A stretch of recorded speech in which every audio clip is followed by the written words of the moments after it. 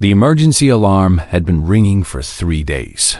Straight across every station and ship in the Galactic Concord, Ambassador Keth Riven stood at the center of the great council chamber, his body glowing with pale blue light that flickered whenever he felt afraid.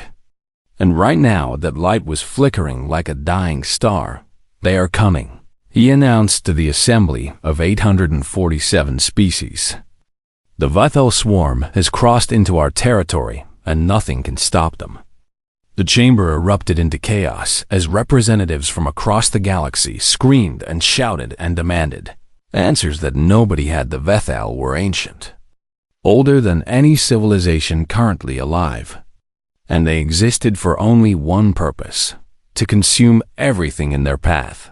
They had destroyed empires that lasted for millions of years, and they had never once been defeated in recorded history. The Melodari delegation, beings made of living crystal that sang when they spoke, were the first to announce their departure.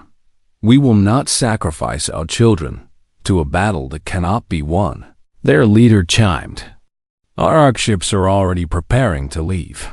The Quivrun Collective followed immediately after, their hive speakers clicking in agreement as they transmitted orders to their living vessels, one by one. Every species in the Galactic Concord made the same decision: they would run.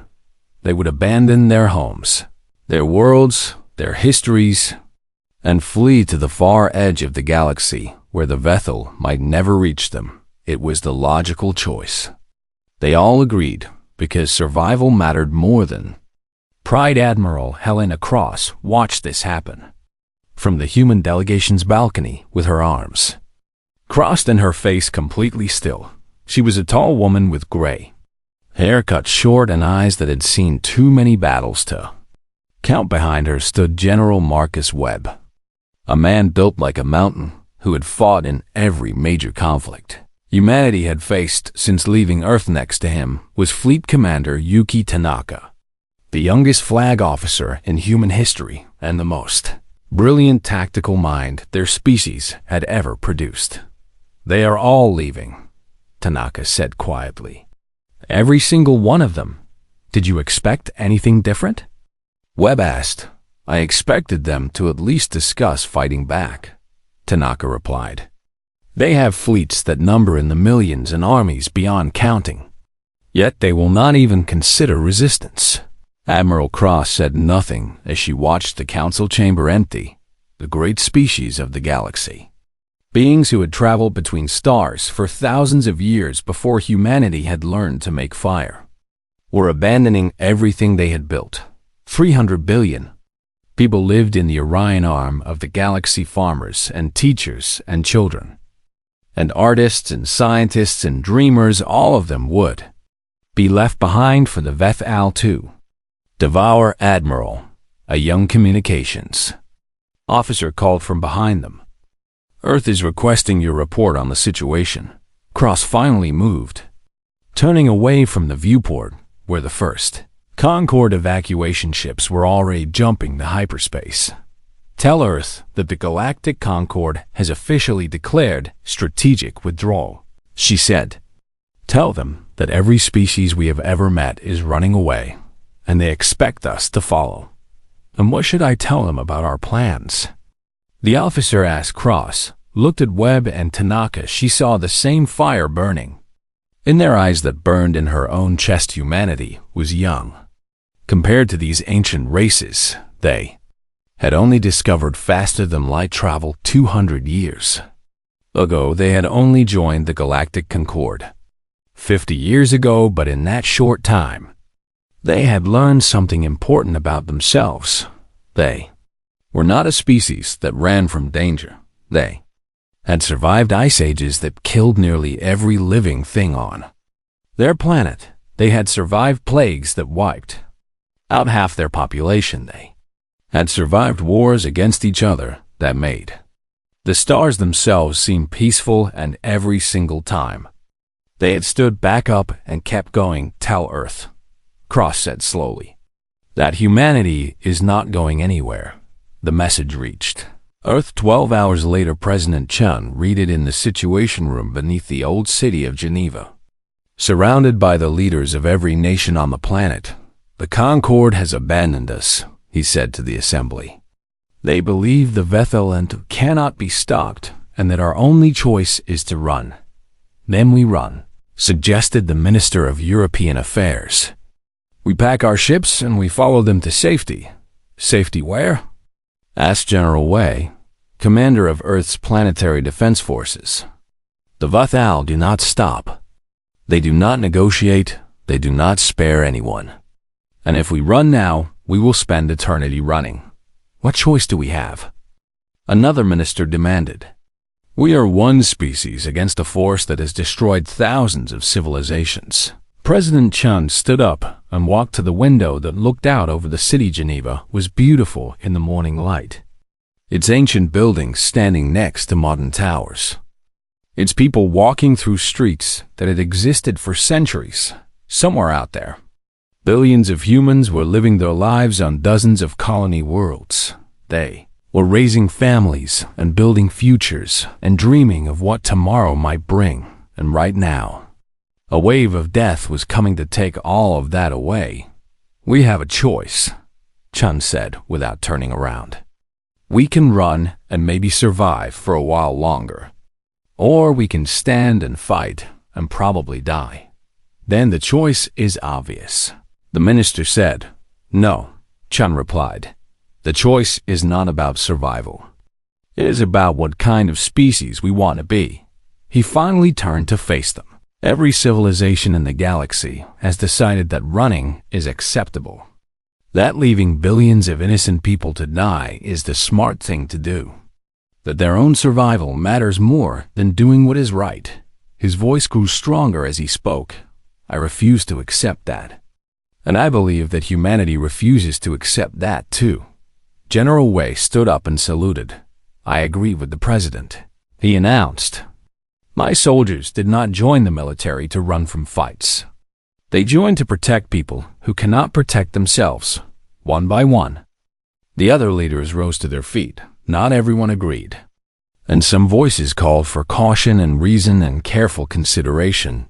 But when the vote was finally called, the result was overwhelming. Humanity would stay. Humanity would fight. And if humanity was going to die, they would die standing up. Admiral Cross received the orders 6 hours later aboard Station Meridian.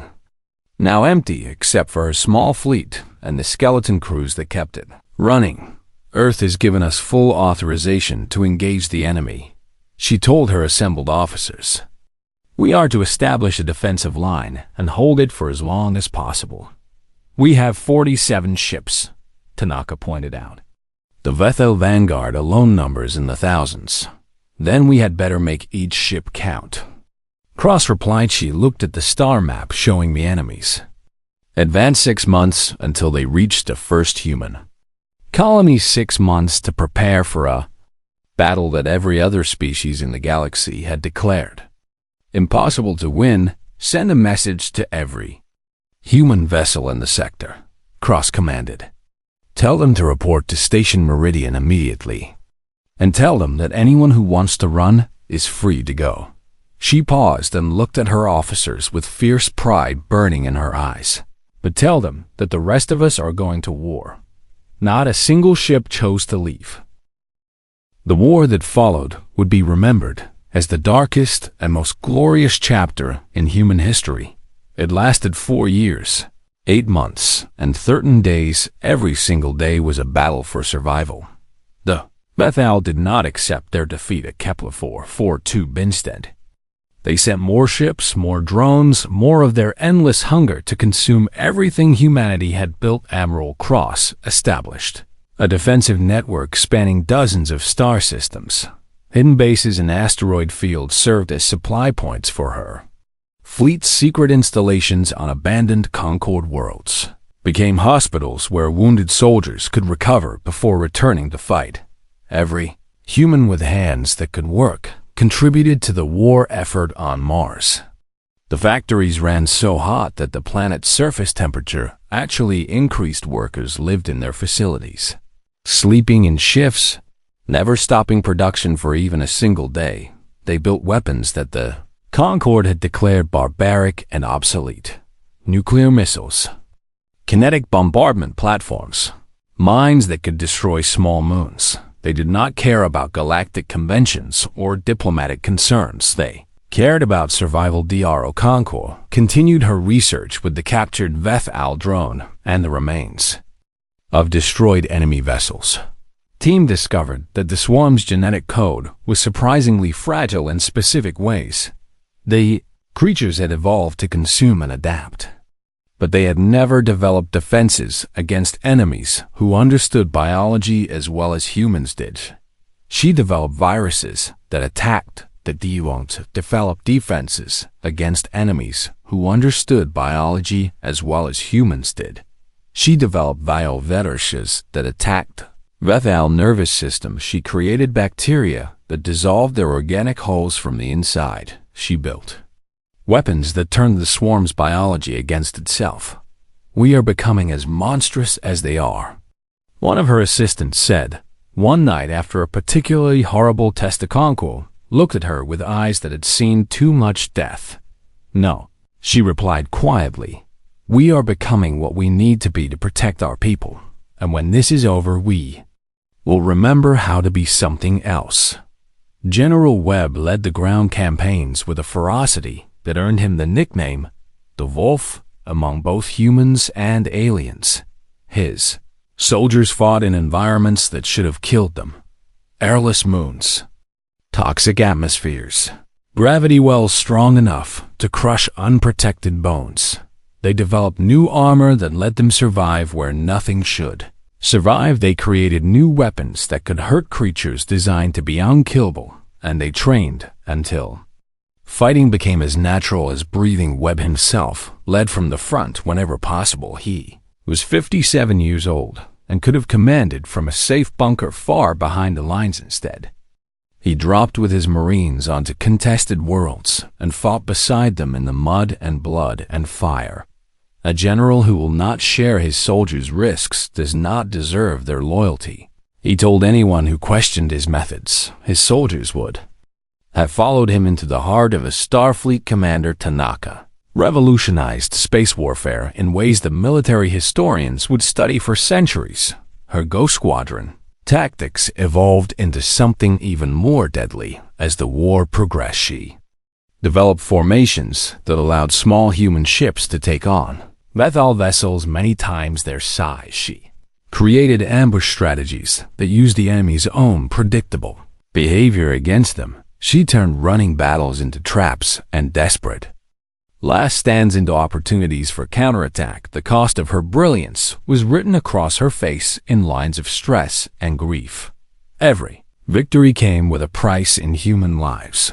Every successful mission left her with fewer ships and fewer people to crew them. She stopped sleeping more than a few hours at a time because her dreams were filled with the faces of crews she had sent to die, but she never stopped fighting, never stopped thinking, never stopped finding new ways to hurt the swarm. The Concord species watched from the galactic rim with a mixture of horror and fascination. Some sent supplies in secret, ships loaded with food and medicine and materials that humanity desperately needed.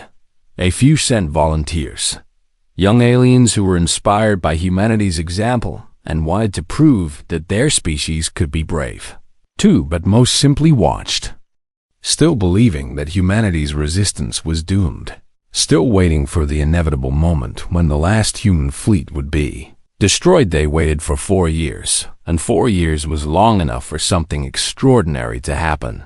The Veth-Al advance stopped, not because they chose to stop, but because they could not push forward anymore. For the first time in their existence, the swarm had encountered prey that hurt them badly enough to matter.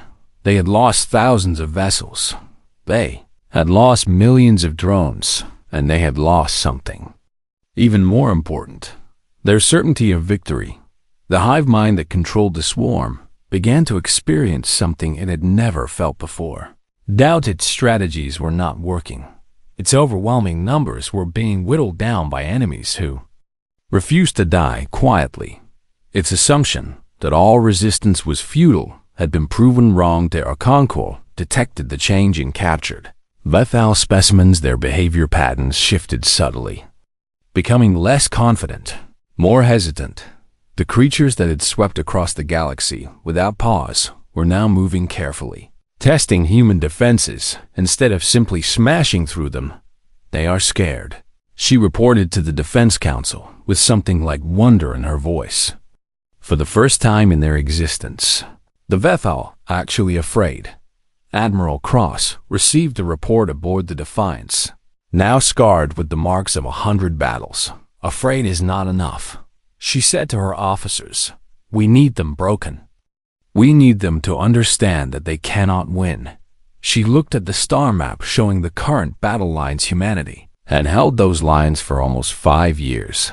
They had paid for every kilometer with blood and tears and sacrifice. Beyond measure that they had held. "We have proven that we can survive." Cross continued, "Now we need to prove that we can win."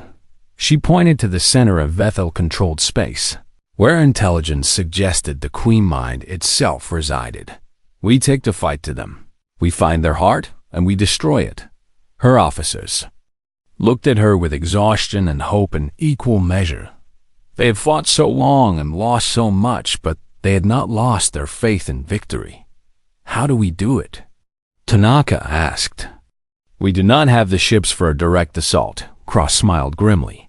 "Then we build more ships. We train more crews. We develop new weapons." She turned to face them all. "The galaxy thinks we are crazy for fighting, so let us be crazy enough to win." The final phase of the war was about to begin. The factories of Mars had never stopped running, but now they ran with a purpose that made the planet itself shake. Giant machines that once built cargo, ships and mining vessels now produced weapons of war around the clock. Workers who had spent their lives making peaceful things learned to make instruments of death. And they did so without complaint because they understood what was coming on Earth. The Global Defense Council met every day to coordinate what they called the Obsidian Protocol. Every resource humanity possessed would be redirected toward one single goal. Survival through victory schools taught children how to read and write, but they also taught them how to help with emergency evacuations. Farmers continue growing food, but they also trained with weapons in case the enemy ever reached the ground. Scientists who once studied the stars now studied how to destroy the things that lived among them. Diaragonkwa was one of those scientists. She was a xenobiologist who had spent her career learning about alien life forms. And now she stood in front of the Defense Council with information that might change everything. "The Vethel are not invincible," she announced to the room full of generals and politicians. "They are simply overwhelming."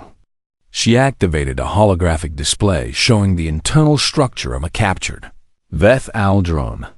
"Every species the swarm has encountered chose to run rather than fight," she explained.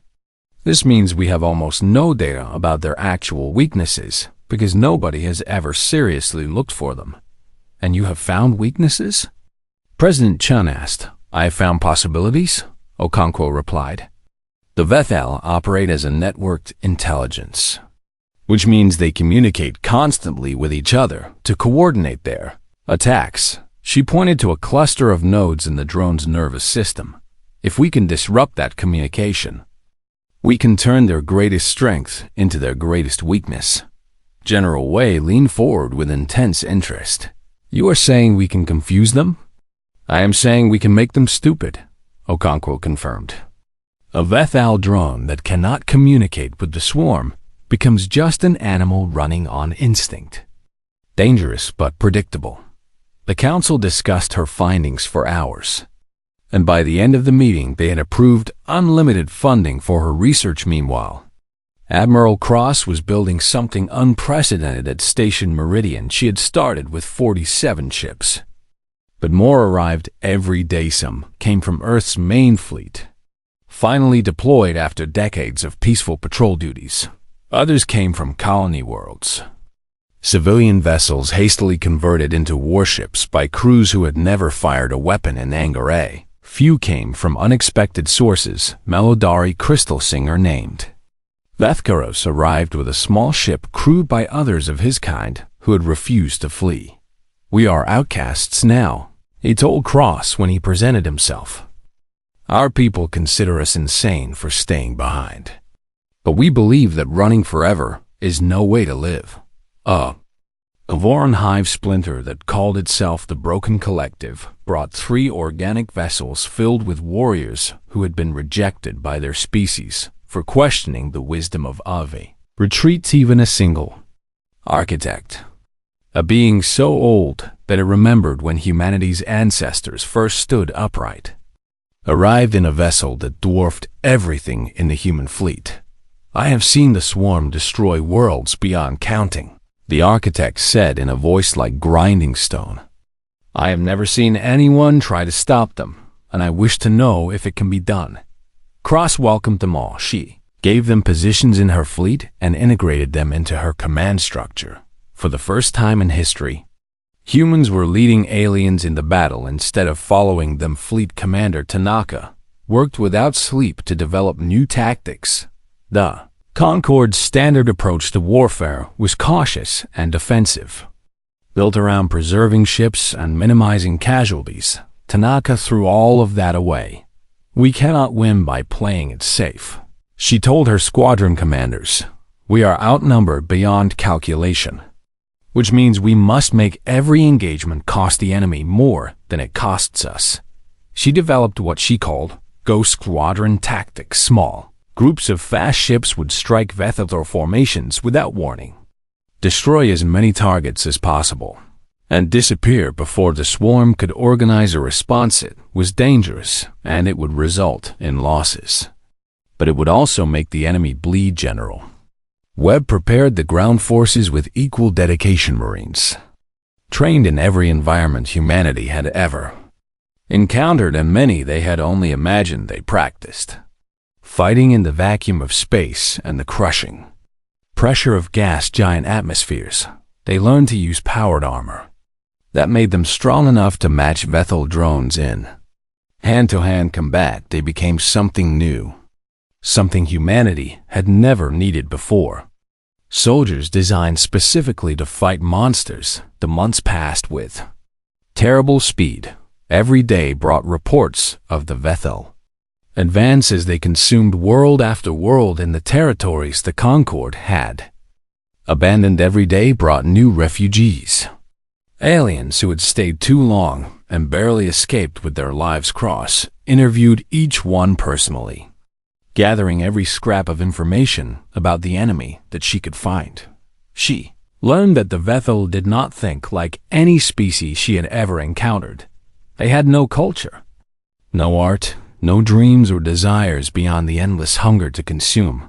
They were not evil in the way humans understood evil, because evil required choices, and the swarm simply was what it was. But she also learned that they had never faced real opposition. Every civilization they encountered either fled or was destroyed so quickly that no meaningful resistance was possible. Humanity would be different. Humanity had 6 months to prepare, and they used every second of it. When the first Vethel scouts finally appeared at the edge of human space, they found something waiting for them: minefields that stretched for millions of kilometers, sensor networks that tracked every movement, weapons platforms hidden in asteroid fields, and the shadows of moons, and at the center of it all, a fleet that had no intention of running. Admiral Cross stood on the bridge of her flagship, the U.S. Defiance, and watched the enemy approach. "All ships report ready for combat," a tactical officer announced. "All ground forces are in position." Webb added from his command post on the nearest colony world, "Ghost Squadron standing by."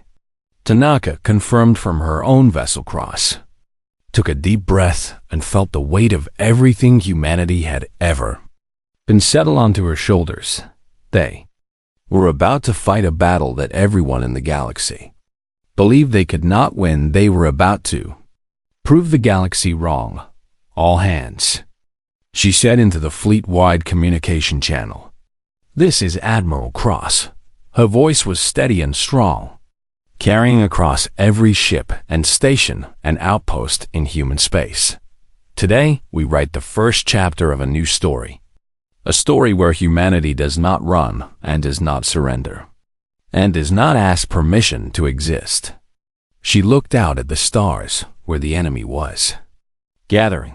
Today we teach the Vethalal that some prey bites back. She straightened her spine and gave the order that would change the galaxy forever. All ships, engage. The Vedal came to Kepler 442b. Like a storm of teeth and hunger, 16 billion humans lived on that world, and the colonies surrounding it farmers who grew food for a dozen star systems families, who would build homes far from Earth because they wanted to see New Horizons children who had never known war and had never imagined that monsters were real. Admiral Cross brought every ship she could spare to defend them. The first wave of Veth-Al vessels appeared on sensors like a cloud of locusts. Thousands of organic ships that looked like insects grown to the size of mountains. They did not communicate. They did not threaten.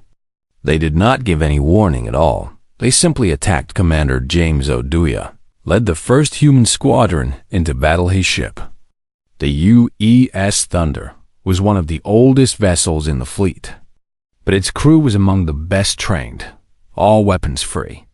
O'Dwyer commanded as the enemy closed in the space around. Kepler 442b erupted into light and fire. Human plasma cannons tore into Vethal hulls, while the alien vessels responded with weapons that dissolved metal and burned through shields like acid. O'Dwyer watched 3 ships from his squadron die in the first minutes of the engagement, their crews never even having time to call for help. But he also watched something incredible happen. The Vethal were not prepared for enemies that fought back with such ferocity. Their tactics depended on overwhelming force and coordinated movement.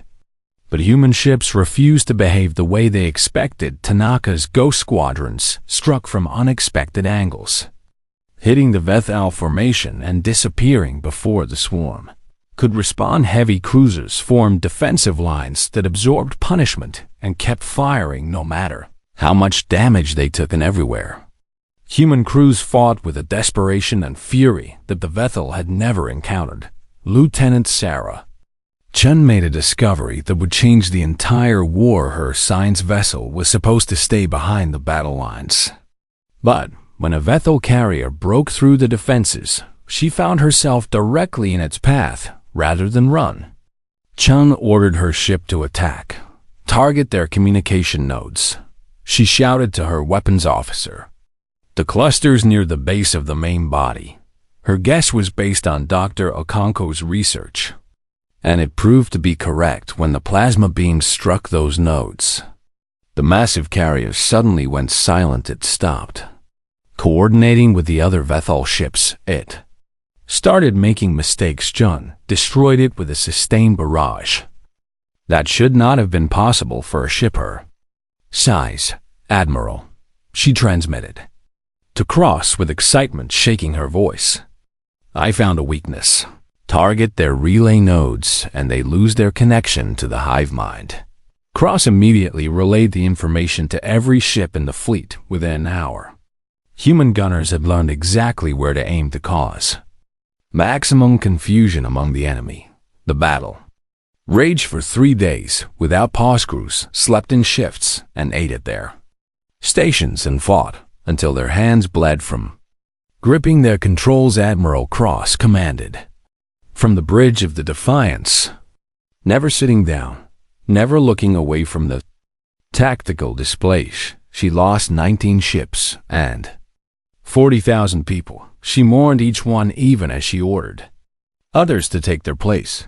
But she also watched the Vethal lose over 300 vessels, ships that had never known defeat were burning in the void. Creatures that had conquered thousands of worlds were dying by the millions on the ground. Sergeant Major Kofi Mensah led his Marines in an action that no human had ever attempted before a vending force had touched down on Kepler 442b's largest moon, threatening to establish a foothold that could doom the entire system. Mensah and his soldiers dropped directly onto the enemy position in their powered armor fighting. Veth-Al drones in close combat was supposed to be impossible. The creatures were faster than humans, stronger than humans, and had natural weapons that could tear through metal, but Mensah's Marines had trained for exactly this moment. They moved in perfect coordination, covering each other, exploiting every weakness Dr. Okonkwo had identified, and they did something else that the Veth-El did not expect. They captured a live drone. Mensah himself wrestled the creature into submission, pinning it down while his team secured it with restraints designed for exactly this purpose. Command. This is Mensah, he transmitted through gritted teeth as the drone thrashed beneath him. We have a live specimen requesting immediate extraction. That single captured drone would provide more information about the Veth-El than all the data the Concorde had gathered in millennia. When the swarm finally withdrew from Kepler 442b, they left behind a graveyard of their own vessels. It was not a complete victory. Humanity had lost too much to call it a triumph, but it was something far more important. It was proof that the Veth-Al could be. Her Admiral Cross stood on her damaged bridge and recorded message that would be transmitted across the galaxy. Her face was bloodied from a hull breach that had killed half her bridge crew. Her uniform was torn and stained with things she did not want to identify, but her eyes burned with a fire that no amount of suffering could extinguish. To all species of the Galactic Concorde, she said into the recorder, "This is Admiral Helena Cross of the United Earth Navy." She paused to wipe blood from her forehead. We have engaged the Veth-El swarm at Kepler 442b, and we have taken heavy losses. Another pause as she steadied herself. But we have also made them take losses. Losses they never expected. Losses they cannot easily replace. She looked directly into the Turek camera with an expression that mixed grief and rage and something that might have been hope. We are not retreating, and we are not surrendering. Her voice grew stronger with every word. We will hold this line until we break or until they do. And if any species in this galaxy wishes to join us, they will be welcomed as brothers and sisters in arms. She straightened her spine despite the pain it caused. If not, then stay out of our way, because humanity will fight alone if we must. The fire in her eyes blazed brighter. But we will fight. She reached for the control to end the recording. Cross out. The message spread across the galaxy at the speed of light and then faster as ship after ship relayed it to the next species that had fled, watched with disbelief as they saw the proof of what humanity had done. The Veth-El had never been stopped before. They had certainly never been hurt like this before, and yet there were humans, barely more than children by galactic standards, bleeding and broken and absolutely refusing to quit. Something changed in the minds of those watching. Something small at first, but growing, a question they had never thought to ask. What if running was not the only choice? What if standing and fighting was possible after all? The answer would take years to fully develop, but it started in that moment. In the sight of a bloodied admiral who would not back down, humanity had sent a message that the galaxy would never forget. Some species run from monsters, but humans were not one of them. The Queen Mind had made its decision. Humanity could not be consumed slowly like every other species. They had to be destroyed completely and utterly, erased from existence so thoroughly that no trace of their defiance would remain. If these small creatures could resist the swarm, then others might learn to do the same. The fear that humanity represented was more dangerous than any weapon they had built. So the Queen Mind gathered everything it had left: 10,000 ships, Each one a living mountain of chitin and claws, and endless hunger, millions of drones bred specifically to overwhelm human defenses and the Queen Mind itself. Traveling with its fleet for the first time in centuries, determined to witness humanity's extinction personally. Their destination was the Sol System, the cradle of human civilization, the world where humanity had first looked up at the stars and dared to dream of reaching them. If Earth fell, humanity would break the Veth Al were certain of it. Admiral Cross received the intelligence report aboard the Defiance and felt her blood run cold. They are sending everything, her intelligence officer confirmed. This is not an attack. This is an extinction event. Cross looked at the numbers and knew that her fleet could not win a straight fight against those odds. She had 200 capital ships now, built and crewed over years of desperate effort-eyed vessels, had swelled that number somewhat. Maladari crystal singers, Quavorn warriors, the single ancient architect dreadnought that had never stopped fighting at humanity's side, but against 10,000 enemies. They might as well have been throwing stones at a hurricane. Then we do not fight a straight fight, she said, after a long moment of thought. She called her commanders together for what might be their final strategy. Session General Webb was there in holographic form, his image flickering from his position on Luna, where ground forces were preparing for the worst fleet. Commander Tanaka appeared beside him, her face pale but determined. Dr. Okonkwo joined from her laboratory on Mars, where her teams were working around the clock on something she called the final option. We cannot match their numbers, Cross began, but we do not need to destroy every ship. We need to destroy the Queen Mind. She pointed to the tactical display showing the approaching swarm. The Queen Mind is the center of their network, the brain that coordinates every drone and every vessel. And without it, the swarm becomes a scattered mess of confused animals. How do we reach it? Webb asked. It will be protected by thousands of ships. We fight through them, Cross replied simply. We buy time and we look for an opening. Okonkwo spoke up, her voice tired but triumphant. I have something that might help, she said. A virus designed to attack the Queen Mind directly, delivered through a biological warhead. You have a way to kill the Queen Mind? Tanaka asked with sudden hope. I have a way to hurt it badly enough that it cannot control the swarm anymore, Okonkwo confirmed. But someone has to get close enough to deliver the weapon. Everyone in the room understood what that meant. Someone would have to fly directly into the heart of the Veth Al formation, and they would almost certainly not survive the attempt. Tanaka spoke before anyone else. Good, my squadron will do it, she said quietly. We have the fastest ships and the best pilots. Cross wanted to argue, wanted to tell her that they would find another way, but she looked into Tanaka's eyes and saw that the young commander had already made her peace with what had to be done. Very well, Cross said with a heaviness that threatened to crush her heart. Commander Tanaka will lead the strike team. The battle began at the orbit of Neptune.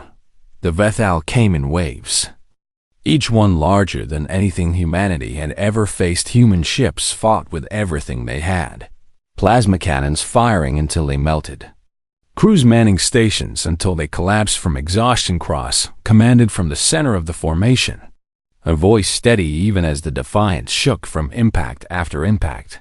Hold the line, she ordered again and again. Make them pay for every kilometer. General Webb led the defense of Luna with 50,000 Marines empowered. Armored Veth landing forces hit them like a tide of nightmares.